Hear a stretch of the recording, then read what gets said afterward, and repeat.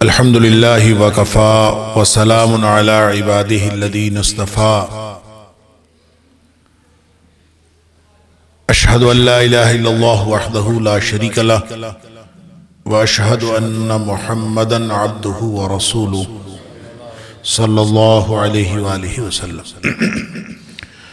اللہم صلی علی محمد وعلی آل محمد كما صليت على إبراهيم وعلى آل إبراهيم إنك حميد مجيد اللهم بارك على محمد وعلى آل محمد كما باركت على إبراهيم وعلى آل إبراهيم إنك حميد مجيد أما بعد فأعوذ بالله السميع العليم من الشيطان الرجيم من همزه ونفخه ونفثه بسم الله الرحمن الرحيم ذلك ومن يعظم شعائر الله فإنها من تقوى القلوب۔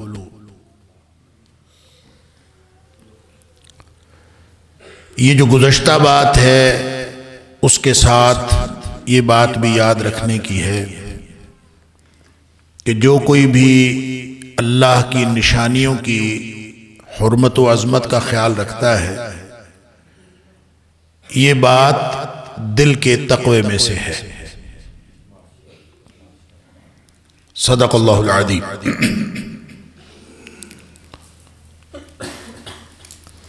اللہ کریم نے جس امتحان میں ہم سب کو مبتلا کیا ہے بطور انسان، اس امتحان میں کامیابی کے لیے اپنے انبیاء کو مبعوث فرمایا ہے تاکہ وہ انسانیت کو کامیابی کا رستہ دکھائیں اور دنیا میں کیسے رہنا ہے، اس کے ساتھ ساتھ آخرت میں کس طرح سے کامیابی حاصل کی جا سکتی ہے، اس کا اسوہ اور نمونہ بنے۔ لہذا ہر وہ چیز اور ہر وہ بات جس کا تعلق ہمارے امتحان میں کامیابی کے ساتھ تھا، نبی کریم صلی اللہ علیہ وسلم وہ ہمیں بتا گئے، اور ہر وہ چیز جس کا کرنا ضروری تھا وہ بھی بتا گئے ہیں، اور جس بات سے بچنا ضروری تھا وہ بھی بتا گئے، کیونکہ یہ نبی کریم صلی اللہ علیہ وسلم کی ڈیوٹی تھی اللہ کی طرف سے کہ جو پیغام آپ کو دیا ہے یا ایھا الرسول بلغ ما انزل الیک من ربک، تو نبی کریم صلی اللہ علیہ وسلم کا ایک فرمان ہے، وہ فرماتے ہیں کہ ما ترکت شیئا، میں نے ایک بھی چیز ایسی نہیں چھوڑی یقربکم الی اللہ ویبعدکم من النار، جو تمہیں اللہ کے قریب کر سکتی تھی اور جہنم سے دور کر سکتی تھی، الا امرتکم بہ، مگر میں نے اس کا تمہیں حکم فرما دیا۔ وما ترکت شیئا، اور میں نے ایک بھی چیز ایسی نہیں چھوڑی یبعدکم من اللہ ویقربکم الی النار، جو تمہیں جہنم سے دور جو اللہ سے دور کر سکتی تھی اور جہنم کے قریب کر سکتی تھی، الا نہیتکم عنہ، مگر میں نے اس سے منع کر دیا۔ لہٰذا ایک بالکل سیدھا سیدھا دین، سبحان اللہ۔ فَأَقِمْ وَجْهَكَ لِلدِّينِ حَنِيفًا فِطْرَةَ اللَّهِ الَّتِي فَطَرَ النَّاسَ عَلَيْهَا لَا تَبْدِيلَ لِخَلْقِ اللَّهِ ذَلِكَ الدِّينُ الْقَيِّمُ وَلَكِنَّ أَكْثَرَ النَّاسِ لَا يَعْلَمُونَ۔ اب وہ طریقہ یہی ہے، وہ قیامت تک کے لیے ایک ہی طریقہ ہے کہ تم سب اپنا رخ، اپنا چہرہ، اپنی ذات یکسو کر کے دین کو پہلی ترجیح بنا کے فَأَقِمْ وَجْهَكَ لِلدِّينِ حَنِيفًا، یکسو ہو کر دین کو پہلی ترجیح بنا لو، اسی کے اوپر قائم ہو جاؤ، اپنے آپ کو قائم کر لو۔ فطرت اللہ التی فطر الناس علیہا، لوگوں کی فطرت یہی ہے جس کے اوپر اللہ نے، یعنی دین ہی فطرت ہے جس کے اوپر اللہ نے لوگوں کو پیدا کیا ہے، اسی فطرت کے اوپر انسان پیدا ہوئے، لہذا اسلام دین فطرت۔ لوگ یہ کہتے ہیں، دیکھیں کتنے ہزار سال اس دنیا کی عمر ہے، اور حضرت آدم علیہ السلام سے لے کر نبی اکرم صلی اللہ علیہ وسلم تک کتنا عرصہ گزرا، واللہ عالم۔ عام خیال یہ ہے کہ 5000 سال گزر گئے۔ اگر آپ اس کو عیسوی حساب سے دیکھیں تو کہتے ہیں کہ حضرت ابراہیم علیہ السلام جو ہیں ان کا دور جو ہے تقریباً 2500 قبل مسیح کا ہے۔ آج ہم 2022 میں بیٹھے ہیں، تو اس کا مطلب یہ ہوا کہ تقریباً کوئی 5000 سال تو ابراہیم علیہ السلام کو گزر گئے۔ حقیقت بات یہ کہ یہ سارے قیافے کہ کتنا عرصہ گزرا، لیکن ایک بات یقینی ہے کہ نبی اکرم صلی اللہ علیہ وسلم جب اس دنیا میں تشریف لے آئے، اس سے پہلے کتنے انبیاء تھے، اس سے پہلے کتنا سلسلہ چلا، کون کون کس کس علاقے میں آیا، وہ ساری معلومات کے اندر کسی طرح کا شک ہو سکتا ہے، تاریخ کی کوئی غلطی ہو سکتی ہے، لیکن جو بات اللہ کے قرآن نے فرما دی یا نبی کریم صلی اللہ علیہ وسلم نے فرما دی، اس کے اندر تو کوئی کسی طرح کی بھی کوئی دوسری شک کی بات نہیں۔ لہٰذا نبی اکرم صلی اللہ علیہ وسلم سے لے کر آج تک جب نبی پاک صلی اللہ علیہ وسلم طریقہ بتا دیا، دین بتا دیا، ہر چیز بتا دی، تو اس سے پہلے پتہ ہے اللہ فرماتا ہے کہ حالات یہ تھے کہ وَكُنْتُمْ عَلَى شَفَا حُفْرَةٍ مِّنَ النَّارِ، تم آگ کے گڑھے کے کنارے پہنچ چکے تھے، فَأَنْقَذَكُم مِّنْهَا، اس سے اللہ تعالیٰ نے بچا لیا۔ تو کیا واقعہ ہوا کہ اللہ تعالیٰ نے آگ سے بچا لیا؟ واقعہ یہ ہوا کہ نبی اکرم صلی اللہ علیہ وسلم تشریف لیا، نبی پاک صلی اللہ علیہ وسلم کی تشریف آوری، اس نے انسانیت کو آگ کے گڑھے کے کنارے سے بچایا، اور وہ جو دشمنیاں تھی وہ ختم ہو گئی۔ فَأَصْبَحْتُمْ بِنِعْمَتِهِ إِخْوَانًا، اللہ کی نعمت سے تم بھائی بھائی بن گئے، زمین پہ رونقیں لگ گئی اللہ کے رسول صلی اللہ علیہ وسلم کے آنے کے بعد۔ پھر نبی پاک صلی اللہ علیہ وسلم اپنی پوری حیات طیبہ کے دوران وہ اللہ کا پیغام انسانیت تک پہنچاتے رہے جو ان کو انسانوں کو جہنم سے بچ کر جنت میں جانے کے لیے ضروری تھا، وہ پیغام پہنچانے کے لیے آپ نے 23 برس لگا۔ پھر آپ نے پوچھا بھی اس کے بعد خطبہ حجۃ الوداع کے موقع پر پوچھا بھی صحابہ کرام، حل بلغتکم، کیا میں نے پہنچا دیا ہے؟ یعنی وہ جو پیغام اللہ کی طرف سے ذمہ داری لگی تھی، وعلیکم السلام، تو کیا میں نے پہنچا دیا؟ حل بلغتکم،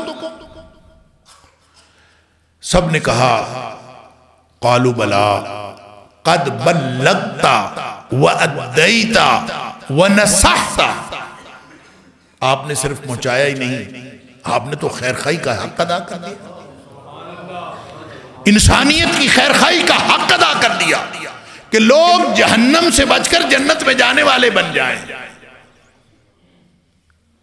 اب نبی اکرم صلی اللہ علیہ وسلم نے اللہ سے خیر گواہی لی، اللہم اشہد اللہم اشہد، اللہ تو بھی گواہ ہو جا، اللہ نے سرٹیفکیٹ دے دیا، الیوم اکملت لکم دینکم واتممت علیکم نعمتی ورضیت لکم الاسلام دینا۔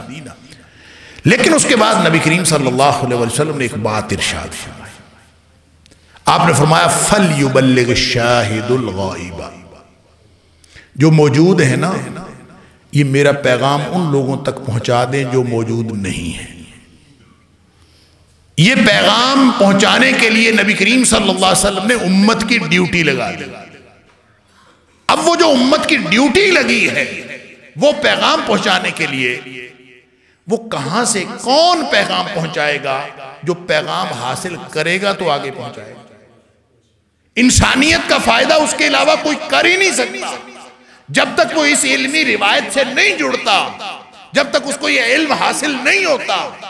علم آپ حاصل کر لیں جہاں سے مرضی، علم تو حاصل ہو جائے گا، اور علم کی ڈیفینیشن کرنے والے کہتے ہیں کہ جو چیز آپ کو حقیقت کے بارے میں کوئی معلومات فراہم کرے وہ علم ہے۔ دنیا میں بہت ساری حقیقتیں، مغرب سے آنے والا علم، مشرق سے آنے والا علم، جیومیٹری کا علم، میتھمیٹکس کا علم، فزکس کا علم، کیمسٹری کا علم، ہر علم آپ کو کوئی نہ کوئی معلومات فراہم کرتا ہے۔ لیکن وہ جو معلومات ہیں جو آپ کو حاصل ہوتی ہیں، اللہ اکبر، وہ معلومات اگر علم ہے، اگر اسی سے کامیابی حاصل ہوتی ہے، تو نبی کریم صلی اللہ علیہ وسلم کا دیا ہوا علم اور ان علوم میں کیا فرق ہے؟ فرق یہی ہے، یہ علوم آپ کو آخرت کی کامیابی کا پتہ نہیں بتاتے۔ ہو سکتا ہے دنیا میں آپ کامیاب ہو جائیں، کوئی بھی علم فائدہ دے سکتا ہے، کسی بھی طرح کا فائدہ ہو سکتا ہے، حتیٰ کہ آپ کوئی موسیقی کا علم سیکھ لیں، ہو سکتا ہے کہ وہ علم آپ کو کوئی اچھی آپ کی کو روزگار لگ جائے، وہ حلال ہے کہ حرام ہے یہ اگلی بات ہے، لیکن وہ کوئی نہ کوئی دنیاوی فائدہ تو دے سکتا ہے۔ آخرت کے اعتبار سے آپ بے شک ناکام ترین ہو جائیں اور اللہ نخواستہ جہنمی ہو جائیں، لیکن کوئی نہ کوئی فائدہ دنیا میں تو ہو سکتا ہے۔ آخرت میں کامیابی کی جو یقین دہانی ہے وہ صرف ایک علم کی ہے، اور وہ نبی کریم صلی اللہ علیہ وسلم کا دیا ہوا ہے۔ لہذا یہ جو علمی القائے نسبت ہے، یہ جو علمی روایت ہے، اس کے ساتھ جڑے بغیر کوئی شخص اس علمی روایت کے ساتھ جڑے بغیر، جو علمی روایت نبی کریم صلی اللہ علیہ وسلم چھوڑ کے گئے ہیں، کوئی بھی شخص کامیاب نہیں ہو سکتا۔ اور وہ علمی روایت آگے بڑھانے والے کون ہیں؟ وہ آگے بڑھانے والے ہم دیکھتے ہیں کہ نبی کریم صلی اللہ علیہ وسلم کے جان نثار صحابہ کرام تھے، پھر ان کے بعد تابعین عظام تھے، پھر تبع تابعین تھے، ایک سلسلہ چلا ہے علماء کا، آج تک وہ کسی نہ کسی طور موجود ہیں الحمدللہ، اللہ کے رسول صلی اللہ علیہ وسلم کا پیغام پہنچانے والے۔ ہم ان کو کہتے ہیں یہ علماء ہیں، یہ اللہ کے دین کا علم، وہ نبی پاک صلی اللہ علیہ وسلم کا دیا ہوا علم، جس کے ذریعے انسانیت کی کامیابی یقینی بنتی ہے، علم آگے پہنچانے والے یہ علماء ہیں، جن کے بارے میں سرٹیفکیٹ نبی کریم صلی اللہ علیہ وسلم نے دیا، ان العلماء ورثۃ الانبیاء، یہ جو علماء ہیں یہ انبیاء کے وارث ہیں۔ اور پھر ساتھ فرما بھی دیا یہ وراثت کس چیز کی ہے، یہ نہ سمجھیے گا کہ انبیاء کی وراثت درہم و دینار ہوتا ہے، ہماری وراثت تو صرف مادی ہوتی ہے۔ ہم تو وراثت کی بات کرتے ہیں تو صرف مادے کی معاملات، جو جائیداد ہوتی ہے صرف وہی ہوتی ہے۔ تو ان الانبیاء لم یورثوا درہم ولا دینار، وہ کبھی درہم و دینار کی وراثت نہیں چھوڑتے انبیاء۔ انبیاء جو چھوڑتے ہیں ورث العلم، وہ علم کی وراثت دیتے ہیں۔ لہٰذا علم کی وراثت کے ورثاء کون ہیں؟ وہ علماء ہیں۔ یہ ایک چین ہے پوری، اور اس کے علاوہ جو کچھ ہے، اللہ اکبر، علم تو ہے۔ نبی کریم صلی اللہ علیہ وسلم نے ایک قرب قیامت کی بات ارشاد فرمائی، مختلف باتیں مختلف حدیث کے اندر، لیکن اس حدیث میں آپ نے ایک بات ارشاد فرمائی علم کے حوالے سے۔ آپ فرمائی ان من اقتراب الساعہ، قرب قیامت کے معاملات میں سے ایک بات یہ بھی ہے۔ اس میں آپ نے جو چند باتیں فرمائی اس حدیث میں، پہلی تو بات فرمائی ان توضع الاخیار وترفع الاشرار، ایک نشانی قرب قیامت کی یہ ہے کہ بدترین لوگ جو ہیں وہ بڑے بڑے عہدوں پہ چلے جائیں، معاشرے میں جن کو عروج حاصل ہوگا، اللہ اکبر، وہ بدترین لوگ ہوں گے۔ اس کو دوسری حدیث میں نبی کریم صلی اللہ علیہ وسلم نے تحوت فرمایا، تحوت وَيَظْهَرَ التَّحُوت، اس دور میں تحوت بہت زیادہ اوپر آ جائیں گے، ڈومینیٹ کر جائیں گے۔ وَيَهْلِكَ الْوَعُولُ، اور جو وعول ہیں وہ سارے کے سارے ہلاک ہو جائیں گے، ختم ہو جائیں گے، یا ویسے دبا دیے جائیں گے۔ صحابی پوچھتا ہے اللہ کے رسول یہ وعول کیا ہوتا ہے اور یہ تحوت کیا ہوتا ہے؟ نبی کریم صلی اللہ علیہ وسلم فرمایا وعول جو ہلاک کر دیے جائیں گے یا دبا دیے جائیں گے، یا ان کو ختم کر دیا جائے گا، یا اس حدیث کے مطابق ان تودع الاخیار، ان کو نیچے کر دیا جائے گا، دبا دیا جائے گا. تو وہ کون ہے؟ جو اخیار ہیں، جو وعول ہیں، ان کے بارے میں آپ نے فرمایا الذین ہم وجوہ الناس واشرافہم، جو معاشرے کا چہرہ ہوتے ہیں، جو شرفاء ہوتے ہیں، جو ہر طبقے کے پرومیننٹ لوگ ہوتے ہیں. معاشرے کے اندر پرومیننٹ لوگ کون ہوتے ہیں؟ مانیٹرنگ کون کرتا ہے؟ معاشرے کی ذمہ داری کون قبول کرتا ہے؟ دوسری حدیث میں فرمایا، میں 3 حدیثیں ایک ساتھ لے کے چل رہا ہوں، اللہ تعالی ہمیں سمجھنے کی توفیق عطا فرمائے.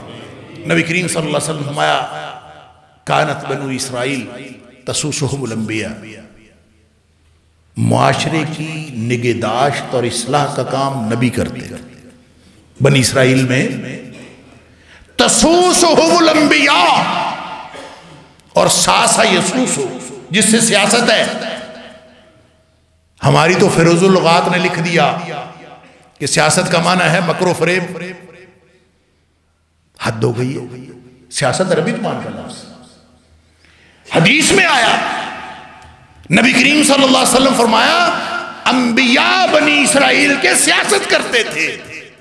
تسوسہم الانبیاء، اور ساسا یسوسو کو معنی ہوتا ہے نگہداشت بھی کرنا اور اصلاح بھی کرنا.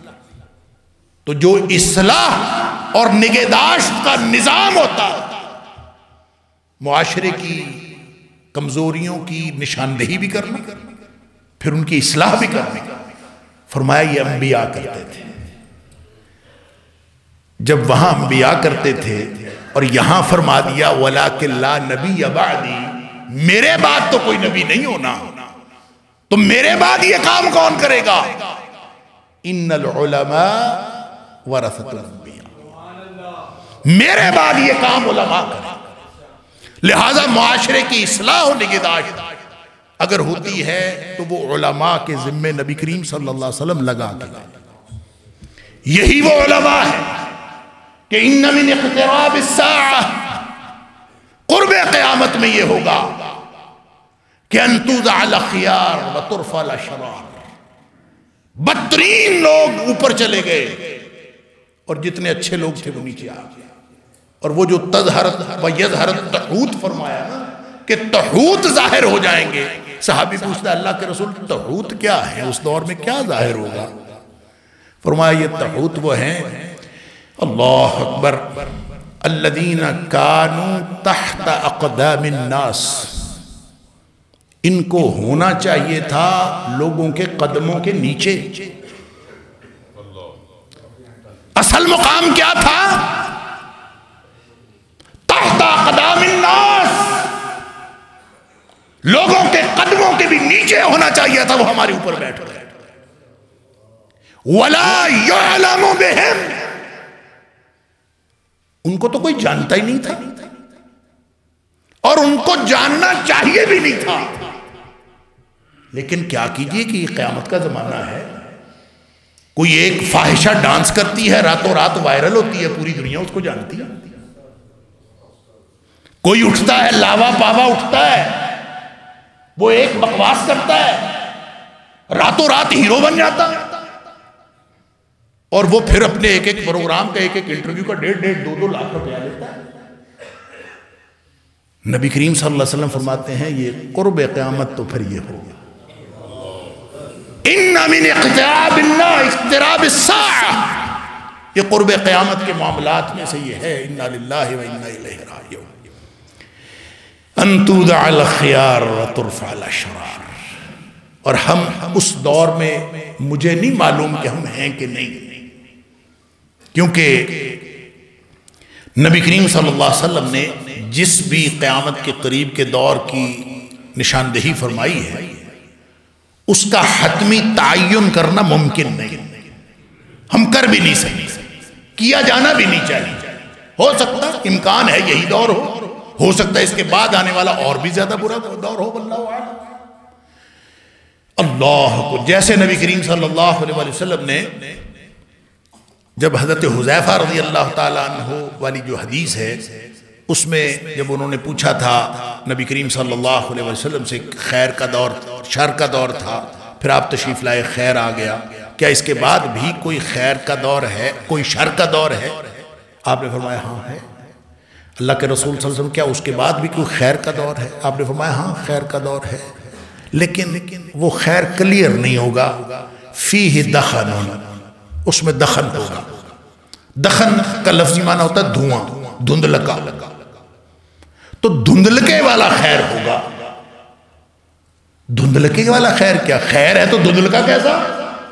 دھندلکا ایسی صورتحال کو کہتے ہیں جب کوئی چیز نظر نہیں آتی، سمجھ نہیں آتی کہ کیا ہو رہا ہے، اس کو آپ نے فرمایا فیہ دخن، کنفیوژن ہے، ابہام ہے، پیچیدگی ہے، سمجھ نہیں آتی لوگوں کو۔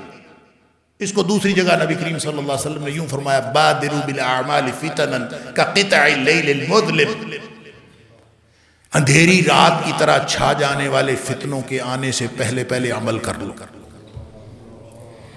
ظاہر ہے اندھیری رات کی طرح فتنے چھان جائیں گے تو اس وقت سمجھ نہیں آتی۔ مجھے نہیں پتا کہ ہم دھندلکے والے خیر میں ہیں یا اس کے بعد آنے والے دور شر میں ہیں۔ نبی کریم صلی اللہ علیہ وسلم نشانیاں بتا دی۔ آپ نے فرمایا جو دھندلکے والا خیر ہے، صحابی پوچھتا ہے ما دخن ہو یا رسول اللہ صلی اللہ علیہ وسلم، اللہ کے رسول اس کا دخن کیا ہے، دھندلکا کیا ہے، کنفیوژن کیا ہے، پیچیدگی کیا ہے، ابہام کیا ہے؟ آپ نے فرمایا کہ دخن اس کا یہ ہے کہ ائمۃ یہدون بغیر ہدی، پیشوائیاں ہو رہی ہوں گی، قیادتیں قیادت کر رہی ہوں گی، ائمہ لوگوں کو تبلیغ کر رہے ہوں گے، معاملات آگے چل رہے ہوں گے، لیکن وہ جو پیشوائی کی جا رہی ہوگی، وہ جو تعلیم دی جا رہی ہوگی، جو ہدایت کا کام کیا جا رہا ہوگا، وہ میری لائی ہوئی ہدایت نہیں ہوگی، وہ کہیں اور سے لائی ہوئی ہدایت ہوگی، میری لائی ہوئی ہدایت نہیں۔ لہذا کون سا علم؟ پھر اس کے بعد اگر تو یہ دخن والا خیر ہے تو پھر تو یہ حالات ہے، اور اگر اس کے بعد والا شر کا دور ہے، اللہ اکبر، تو اس کے بارے میں تو آپ نے فرمایا دعات الی ابواب جہنم، جہنم کے دروازوں کی طرف بلانے والے ہوں گے سارے دعوت۔ من اجابہم الیہا قذفوہ فیہا، جو ان کی دعوت پر لبیک کہے گا وہ اس کو جہنم میں جا پہنچے گا۔ اللہ معاف فرمائے کس دور میں پھنس گئے۔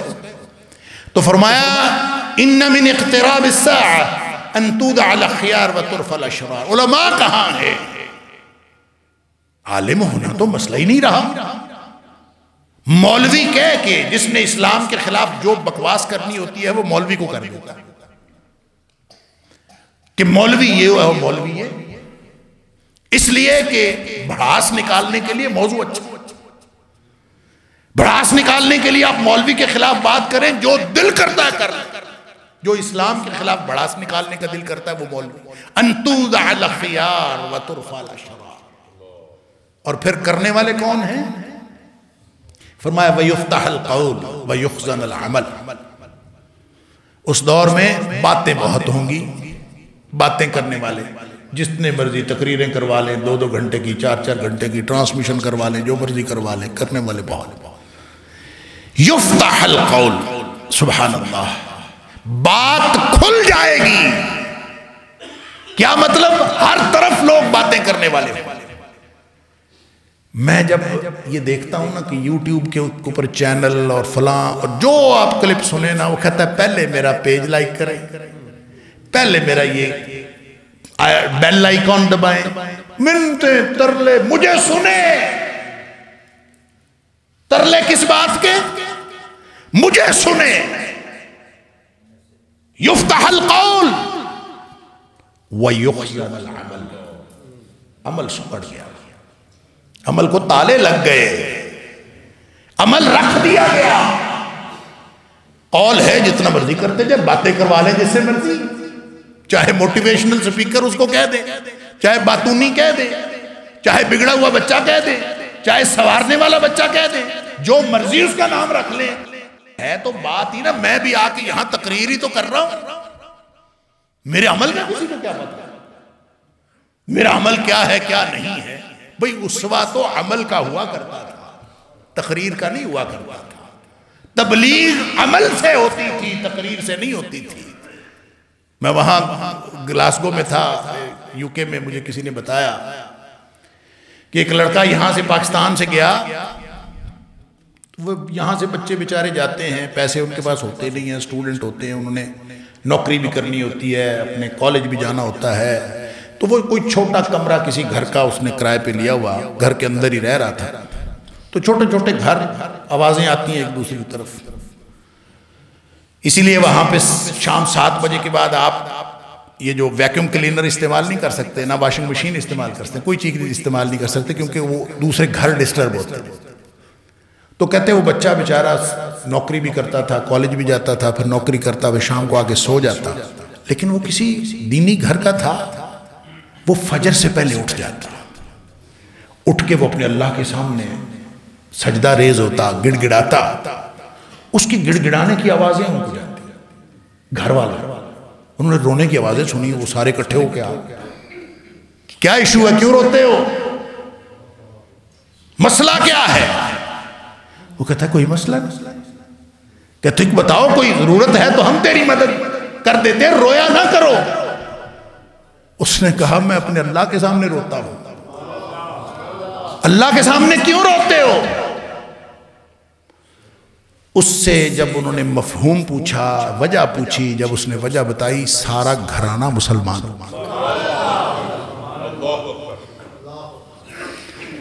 تقریروں سے نہیں ہوتا، عمل سے ہوتا۔ اور علماء جو انبیاء کے ورثاء ہیں، نبی کریم صلی اللہ علیہ وسلم نے تقریر کرنا نہیں سکھایا۔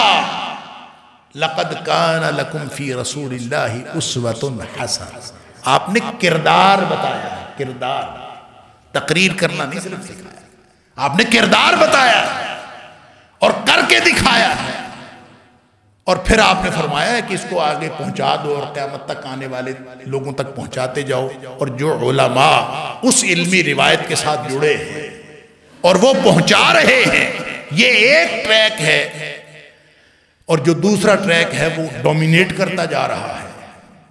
یہ والا ٹریک آہستہ آہستہ دبایا جا رہا ہے اور ختم کیا جا رہا ہے، پیچھے ہے کوئی نہیں۔ تو نبی کریم صلی اللہ علیہ وسلم نے اس موقع پر ظاہر ہے کہ جب ایسے صورتحال ہو جائیں، معاشرے کے اخلاق بدل گئے، حالات بدل گئے، ایک امید باقی بچتی ہے کہ جو نظام تعلیم ہے وہ اویئرنس دے۔ شعور کس نے دینا ہے؟ نظام تعلیم۔ لہذا نظام تعلیم میں اگر یہ والی جو علمی روایت ہے، جو میں نے کہا نبی کریم صلی اللہ علیہ وسلم کے ساتھ علمی روایت کی نسبت، القائے نسبت، اگر یہ قائم ہو تو پھر کامیابی ملے گا، پھر لوگوں کو شعور آئے گا۔ تو اس نسبت کے ساتھ لوگ جڑے نہیں رہے، تو کیا ہوا؟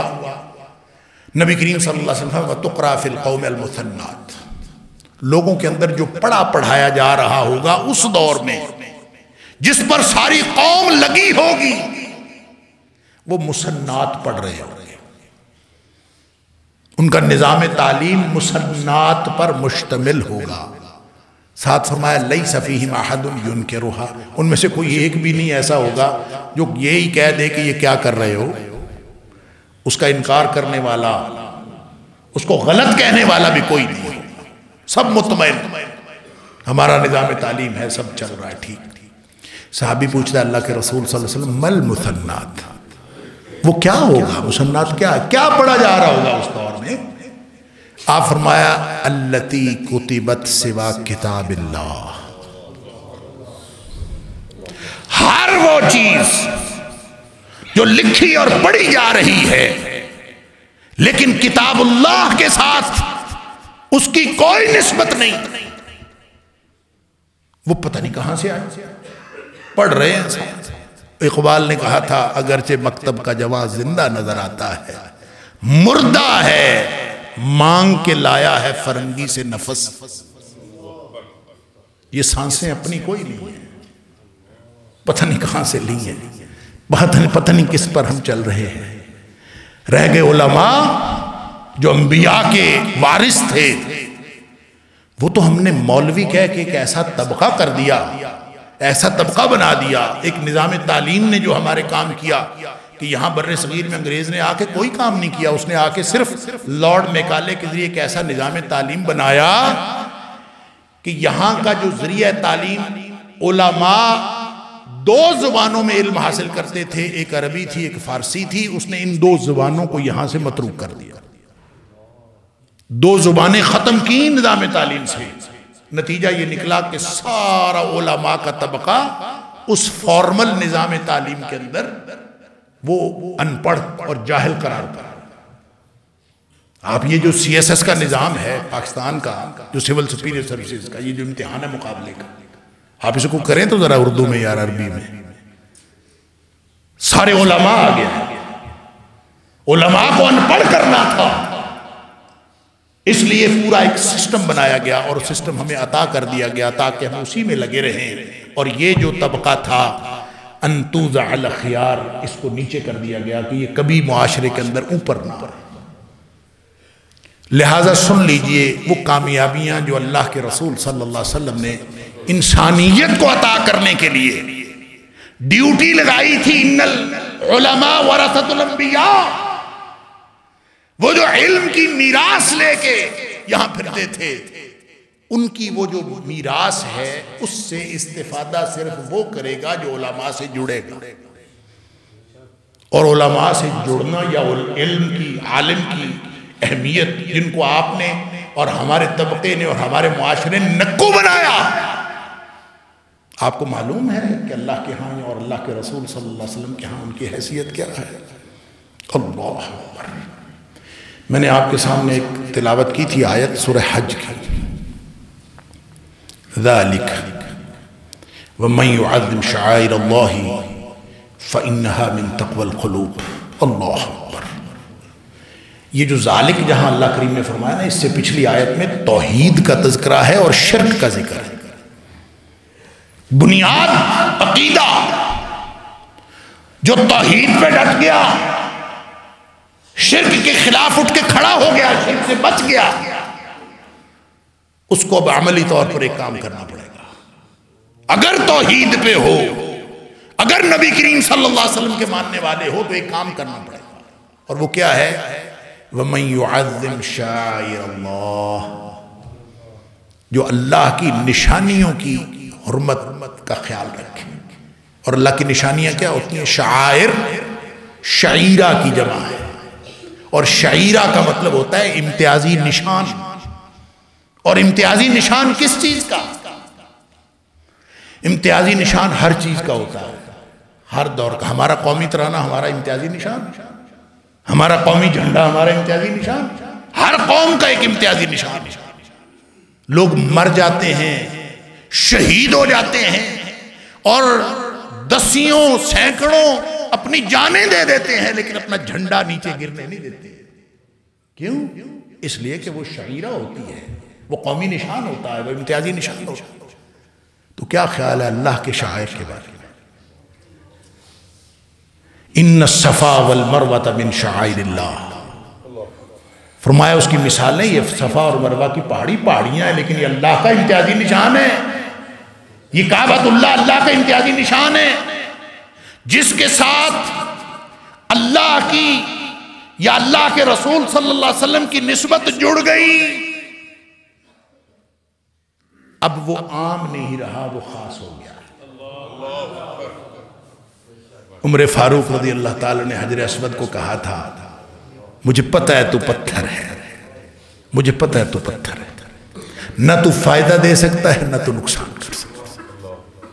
میں نے تجھے دیکھا ہے کہ نبی کریم صلی اللہ علیہ وسلم نے تجھے چوما ہے، میں نے نبی کریم صلی اللہ علیہ وسلم کو تجھے چومتے ہوئے نہ دیکھا ہوتا، میں تجھے کبھی نہ چومتا۔ پتھروں کی حیثیت نبوی نسبت کے ساتھ، سبحان اللہ۔ تو کیا خیال ہے علماء کے بارے میں، جن کی نسبت نبوی علوم ہیں جن کے دل میں نبی کریم صلی اللہ علیہ وسلم کی احادیث ہیں، جن کے دل میں اللہ کا قرآن ہے، جو اللہ کے رسول صلی اللہ علیہ وسلم کے دین کو لے کر آگے بڑھ رہے ہیں، ان علماء کے بارے میں تمہیں پتہ ہی نہیں ہے کیا؟ فرمایا انہوں نے تو زندگیاں گزاری ہیں، انہوں نے تو زندگیاں گزاری ہیں، انہوں نے تو زندگیاں گزاری ہیں، تم کبھی چل کے دیکھو اس رستے پر۔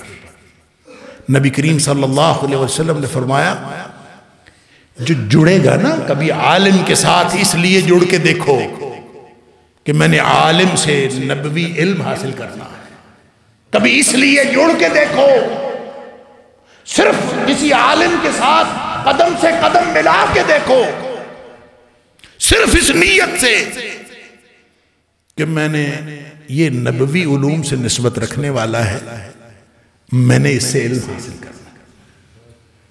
اگر تم نے صرف اس نیت سے ایک عالم کے ساتھ اپنا تعلق بڑھانے کی کوشش کی، نبی کریم صلی اللہ علیہ وسلم فرماتے ہیں من سلک طریقا یطلب فیہ علما، کبھی زندگی میں کبھی ایک راستہ اختیار کرو، کبھی ایک راہ پہ چل پڑو، لیکن نیت یہ ہو یطلب فیہ علما کہ مجھے اس سے کچھ علم حاصل ہو جائے، اس لیے چلے، تو فرمایا سلک اللہ بہ طریقا من طرق الجنہ، اللہ اس کے ذریعے اس کو جنت کے رستے پر لیتا۔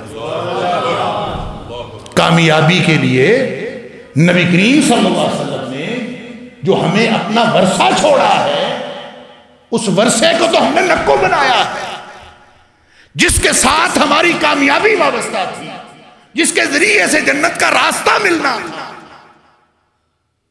ہم نے اس کے ساتھ کسی جڑاؤ کو، کسی تعلق کو۔ ابھی میں پچھلے دنوں ایک ورکشاپ پہ تھا، تو مختلف طبقہ فکر کے لوگ تھے، تو مجھے کسی نے پوچھا کہ یار وہاں پہ تو بڑا آپس میں آپ کا لائزون بنا ہوگا، آپس میں دوستیاں ہوئی ہوں گی۔ میں نے کہا ہاں ہوئی ہیں، لیکن جو ہمیں یہ ڈیٹرنس دی ہے، یہ اس کے ذریعے سے لوگ ہمارے قریب ہی نہیں آتے ہیں۔ لوگوں کو پتہ مولوی کے کل نہیں جانا، یہ الگ بات ہے کہ بعد میں ان کو پتہ چلے کہ یار کہ یہ بھی ہمارے انسانوں کی طرح عام انسان ہی ہے، یہ بات کی بات۔ میں ایک جگہ بیٹھا تھا، کوئی یہ میں نام نہیں لینا چاہتا، ایک کلب، کوئی جدید قسم کے جو کلب ہوتے ہیں، انہوں نے کہیں درس قرآن رمضان میں رکھ دیا، پرانی بات۔ تو مجھے انہوں نے کہا کہ یہ آپ اپنا انٹروڈکشن لے آئیں ساتھ۔ میں نے کہا یار میرا انٹروڈکشن میں کیا لے کے آؤں گا؟ کہتے چلے سی وی کی کاپی لے آئیں۔ میں نے کہا اچھا میں سی وی کی کاپی لے آؤں۔ خیر میں وہاں گیا، مجھے کوئی بھی نہیں جانتا، تو بالکل عجیب ماڈرن قسم کے کلب جو ہوتے ہیں وہ تھے۔ میں جا کے آرام سے بیٹھ گیا، اور وہ جو سی وی کی کاپی میں نے رکھی ہوئی تھی فائل میں، وہ میں نے ساتھ رکھ دی۔ تو ایک آدمی جو اس کرسی کے اگلی کرسی پہ بیٹھا تھا، اس نے وہ فائل پکڑی، اور فائل پکڑے کے وہ دیکھنے لگا، اور ساتھ ساتھ وہ میرا سی وی دیکھتا جاتا تھا، ساتھ ساتھ میری شکل دیکھتا تھا،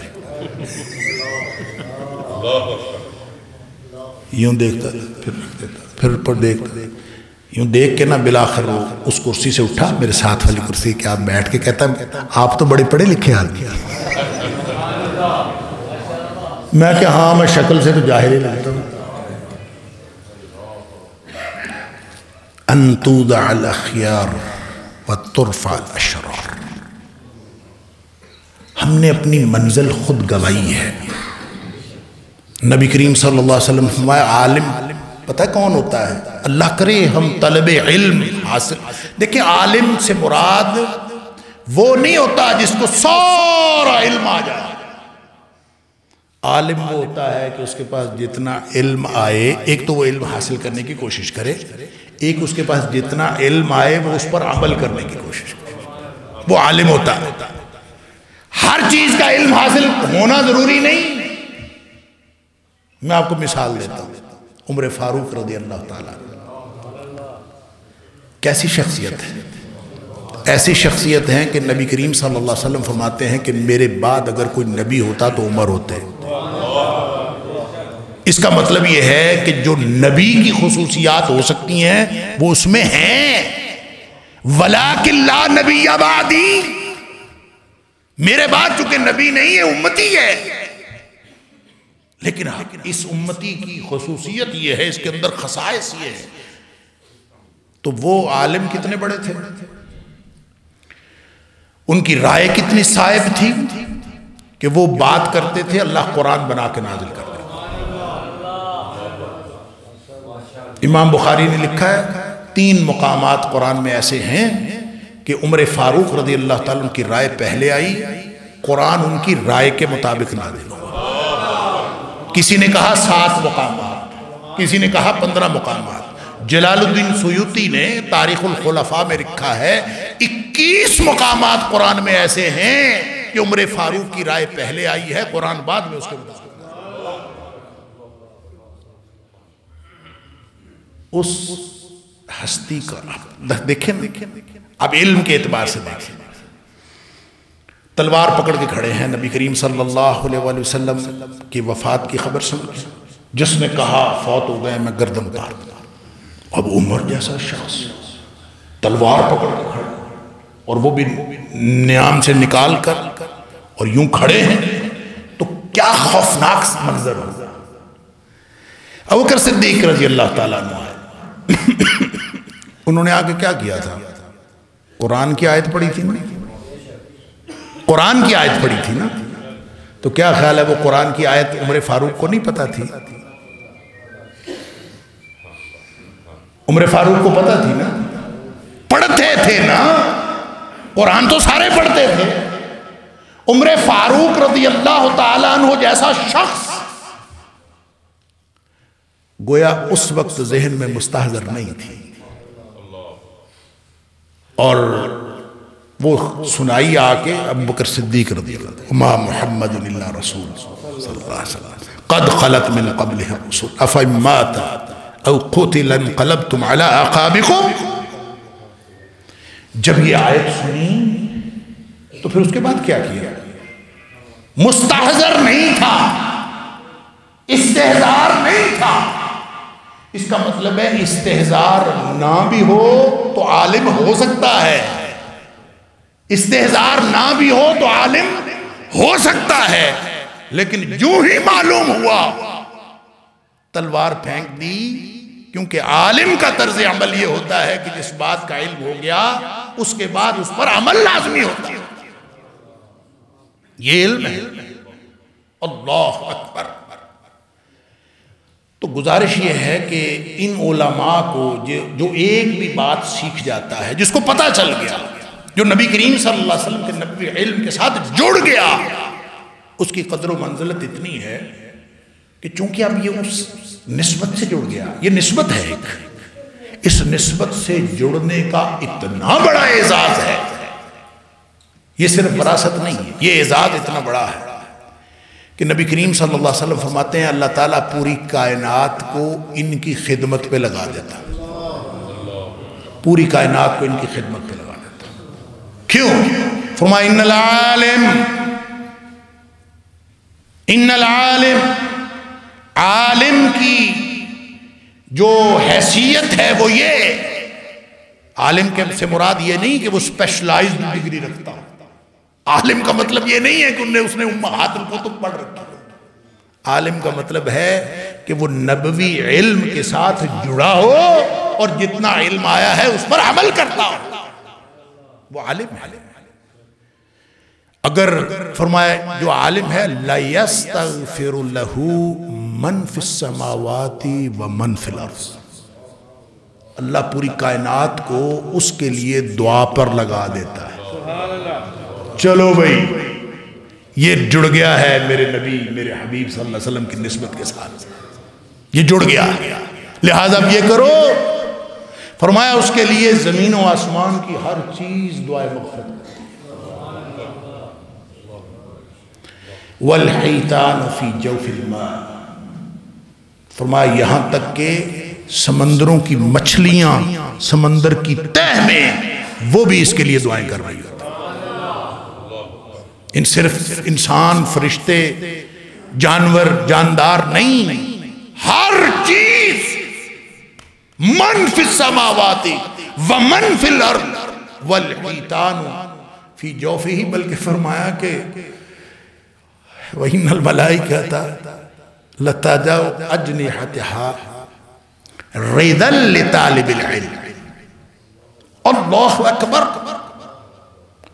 اس علم کے طالب کی خوشنودی کے لیے، اس کو خوش کرنے کے لیے، اس کی دل جوئی کے لیے فرمایا فرشتے اس کے نیچے اپنے پر بچھا۔ ہم نے کیا سمجھا؟ کتنی بڑی رحمت سے ہم محروم ہیں جب ہم کہتے ہیں کہ یہ تو مولویوں کی بات ہے۔ یہ اس دنیا میں اس انسانیت کی کامیابی کا ذریعہ ہے۔ لہذا جب ہم شعائر اللہ کی بات کرتے ہیں، سن لیجئے، جب آپ نبی کریم صلی اللہ علیہ وسلم کے شہر سے محبت کرتے ہیں، کیوں کرتے ہیں؟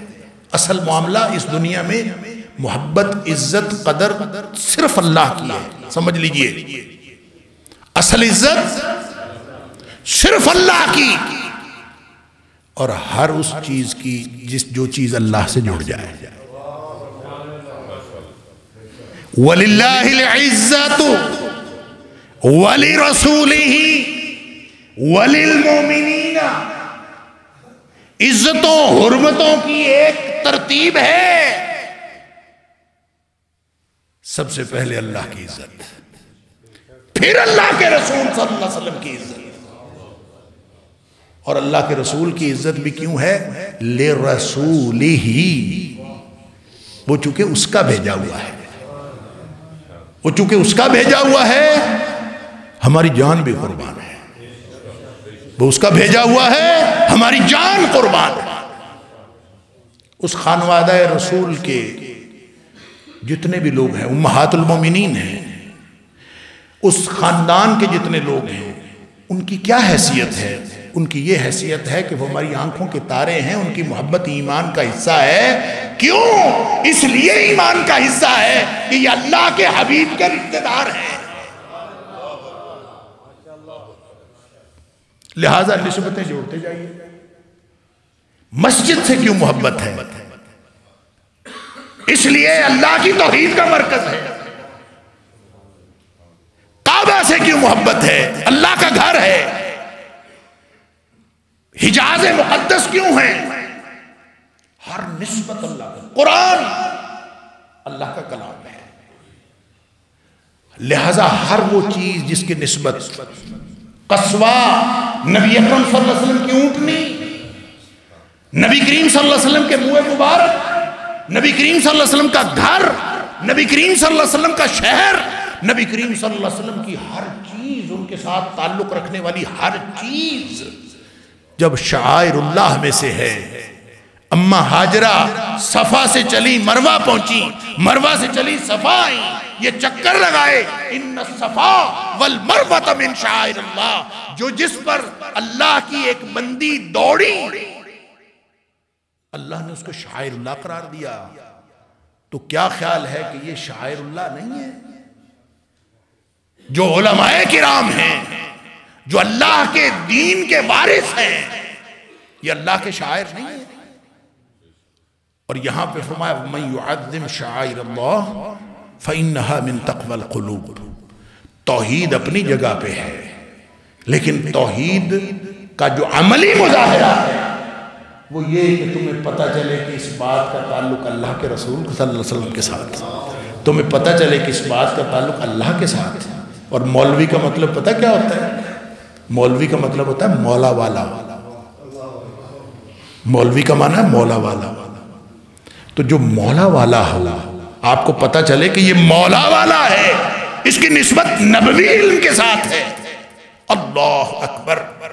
اگر دنیا میں کوئی دین قائم ہے تو ان العلماء ورثۃ الانبیاء، ان کی وجہ سے قائم ہے۔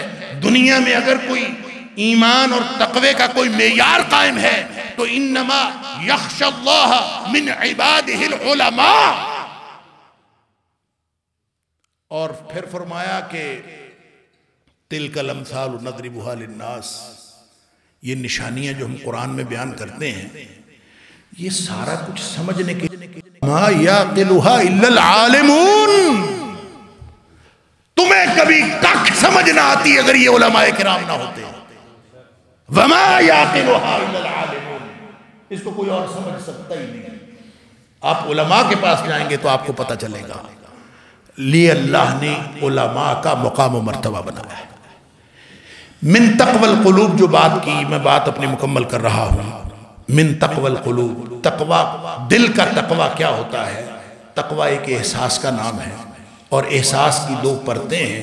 ایک پرت یہ ہے کہ کہیں میرا اللہ ناراض نہ ہو جائے، اور دوسری پرت یہ ہے کہ کہیں میں اللہ کی رضامندی سے محروم نہ رہ جاؤں. ہر دم اللہ کی ناراضگی سے بچنے کا شدید احساس، اور ہر دم اللہ کی خوشنودی حاصل کر لینے کی شدید تڑپ، اس کا نام تقویٰ ہے. اور یہ ایک زندگی گزارنے کا ترجیحی نقطہ ہے. زندگی کیا کس بات پر گزارنی؟ کہ مجھ سے کوئی گناہ سرزد نہ ہو جائے، کیونکہ اس سے اللہ کی ناراضگی کا خطرہ ہے. مجھ سے کوئی نیکی ہونے سے رہ نہ جائے جس سے اللہ کی خوشنودی کا امکان ہے. جو اس تڑپ کے ساتھ زندگی گزارتا ہے یہ الگ بات ہے. قرآن کی سمجھ بھی اسی کو آتی ہے، بصیرت بھی اسی کی ٹھیک ہوتی ہے. ان تتقوا اللہ یجعل لکم فرقانا. تمہاری بصیرت، تمہاری سمجھ درست اس وقت ہوتی ہے جب تم دل میں یہ ترجیحی نقطہ قائم کرو گے. ھدی للمتقین، قرآن اس وقت سمجھ میں آنا شروع ہوگا جب دل میں یہی ترجیحی نقطہ ہوگا.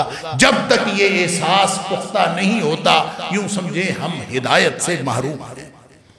تو فرمایا اگر ہے نا تو پھر ایک کردار ڈیولپ ہوتا ہے. اگر ترجیحی نقطہ زندگی کا یہ ہے تو ایک کردار ڈیولپ ہوتا ہے. اور وہ کردار کیا ڈیولپ ہوتا ہے؟ کہ من يعظم شعائر اللہ فإنها من تقوی القلوب. جس کے دل میں یہ ترجیحی احساس ہو، جس کی زندگی کا ترجیحی نقطہ یہ ہو کہ میں نے اللہ کو راضی کرنا ہے، اللہ کی ناراضگی سے بچنا ہے، جس نے زندگی اپنی اس ترجیحی نقطے پر قائم کی ہوئی ہو، وہ تو پھر اللہ کے نشانیوں کی حرمتوں کا خیال کرتا ہے، وہ اس کی تعظیم کرتا ہے. من يعظم شعائر اللہ. اور سورہ مائدہ میں فرمایا لا تحلوا شعائر اللہ. اللہ کی حرمتوں کو پامال نہ کرنا. اور وہاں اللہ کی حرمتوں میں کیا کیا چیز ڈسکس کی؟ اللہ اکبر. وَلَا الشَّهْرَ الْحَرَامَ وَلَا الْهَدْيَ وَلَا الْقَلَائِدَ. قربانی کے جانور بھی اللہ کی نشانیاں ہیں، حرمت والا مہینہ بھی اللہ کی نشانیوں میں سے ہے. وَلَا آمِّينَ الْبَيْتَ الْحَرَامِ. یہ جو حاجی حج کا ارادہ کر کے گھر سے چل پڑتا ہے یہ بھی اللہ کی نشانیوں میں سے نشانی ہے. اللہ تعالیٰ مجھے اور آپ کو، ہم سب کو ہر اس چیز کی قدر کی توفیق عطا فرمائے جس کی نسبت نبی کریم صلی اللہ علیہ وسلم کے ساتھ ہے اور جس کی نسبت اللہ کے ساتھ ہے.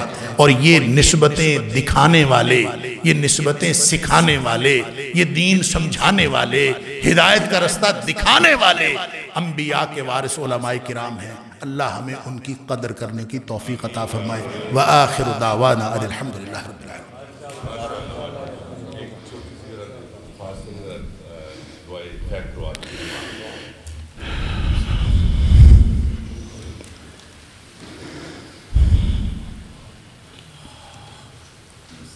یا رب لک الحمد، یا رب لک الحمد،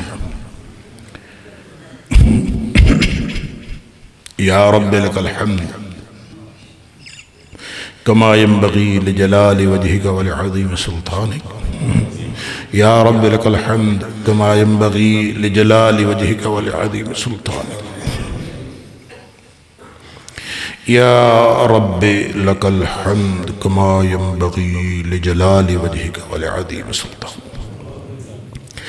اللهم صل على محمد وعلى آل محمد كما صليت على إبراهيم وعلى آل إبراهيم إنك حميد مجيد. اللهم بارك على محمد وعلى آل محمد كما باركت على إبراهيم وعلى آل إبراهيم إنك حميد مجيد. ربنا آتنا في الدنيا حسنة وفي الآخرة حسنة وقنا عذاب النار. اللهم أحسن عاقبتنا في الأمور كلها وأجرنا من خزي الدنيا وعذاب الآخرة.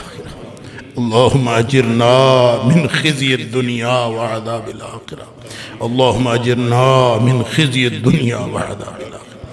اللهم رحمتك نرجو فلا تكلنا إلى أنفسنا طرفة عين وأصلح لنا شأننا كله. لا إله إلا أنت ولا إله غيرك.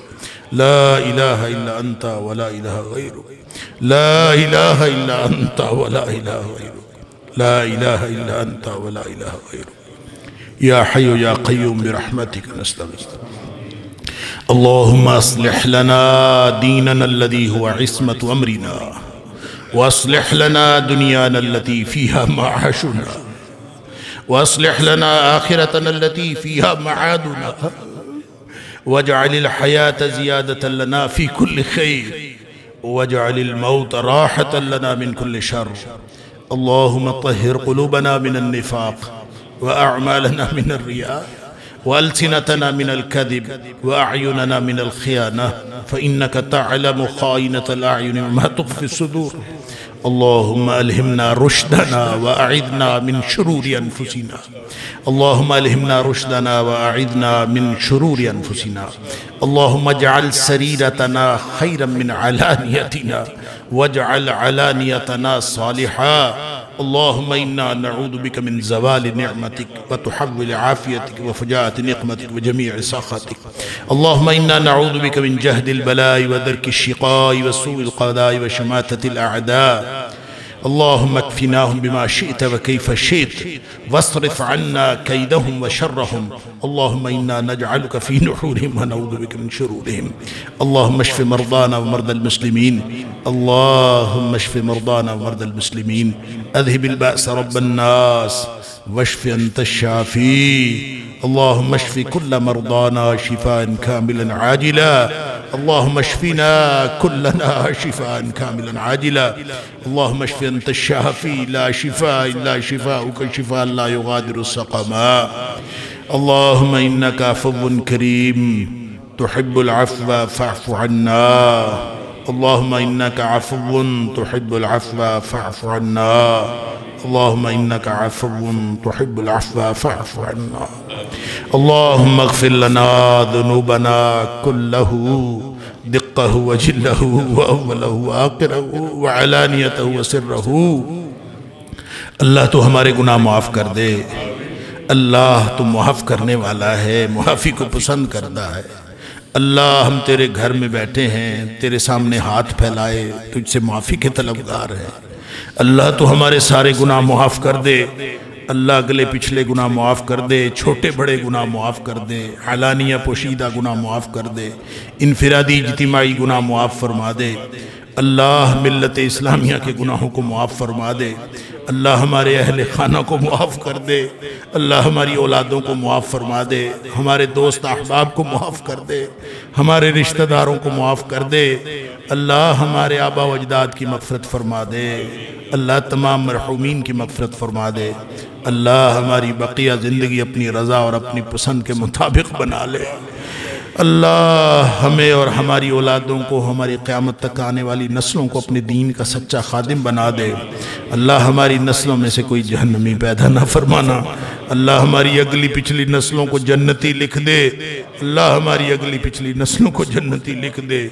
اللہ جتنے بھی بے اولاد ہیں ان کو نیک اولاد نرینہ عطا فرما. اللہ جتنے بھی صاحب اولاد ہیں ان کو اولاد کی طرف سے ہر قسم کی پریشانی دور فرما. اللہ ہماری اولادوں کی اصلاح فرما دے. اللہ ہماری اولادوں کی حفاظت فرما. اللہ ہماری اولادوں کو ہمارے آنکھوں کی ٹھنڈک بنا دے. اللہ ہمیں اور ہماری اولادوں کو ہماری قیامت تک آنے والی نسلوں کو متقین کا امام بنا دے. اللہ دکھیوں کے دکھ دور فرما دے. اللہ جن بچے بچیوں کے رشتوں کی پریشانیاں ہیں اللہ تو اللہ جلد از جلد عزت آبرو کے ساتھ بہترین رشتوں کا بندوبست فرما دے۔ اللہ سب کی عزت آبرو قائم رکھنا، اللہ عزت آبرو کے ساتھ بہترین رشتوں کا بندوبست فرما دے۔ اللہ جن بچے بچیوں کی صحت کی پریشانیاں ہیں وہ بھی دور فرما دے۔ اللہ جن کی تعلیم کی پریشانیاں اللہ وہ بھی دور فرما دے۔ اللہ جن کے گھر بار کی پریشانیاں وہ بھی دور فرما دے۔ اللہ جن کے کاروبار کی پریشانیاں وہ بھی دور فرما دے۔ اللہ تمام پریشان حال لوگوں کی پریشانیاں دور فرما دے۔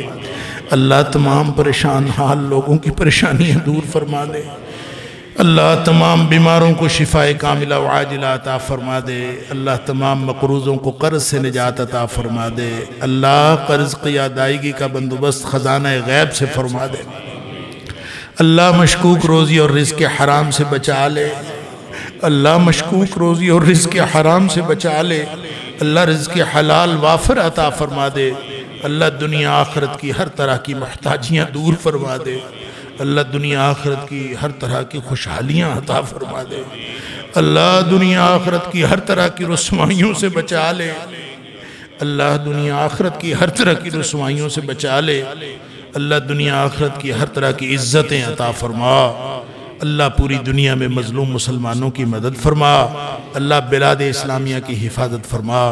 اللہ ملک پاکستان کی حفاظت فرما۔ اللہ ہمیں دینی حمیت اور ملی غیرت رکھنے والے حکمران عطا فرما۔ اللہ ملک پاکستان کی حفاظت فرما۔ اللہ ہم سب کو ایک ملت بننے کی توفیق عطا فرما۔ اللہ اسلام اور مسلمانوں کے دشمنوں کو نیست و نابود فرما۔ اللہ اسلام اور مسلمانوں کے دشمنوں کو نیست و نابود فرما۔ اللہ ہماری دنیا بھی بہترین کر دے۔ اللہ ہماری آخرت بھی بہترین کر دے۔ اللہ ہم سب کو جنت الفردوس کے اندر اکٹھا فرما دے۔ اللہ ہم سب کو جنت الفردوس کے اندر اپنے حبیب صلی اللہ علیہ وآلہ وسلم کا ساتھ نصیب فرما دے۔ اللہم وفقنا لما تحب وترضى اللہم وفقنا لما تحب وترضى ربنا تقبل منا انك انت السميع العليم وتب علينا انك انت التواب الرحيم وصلى الله تعالى على خير خلقه محمد وعلى اله وصحبه اجمعين آمين آمين.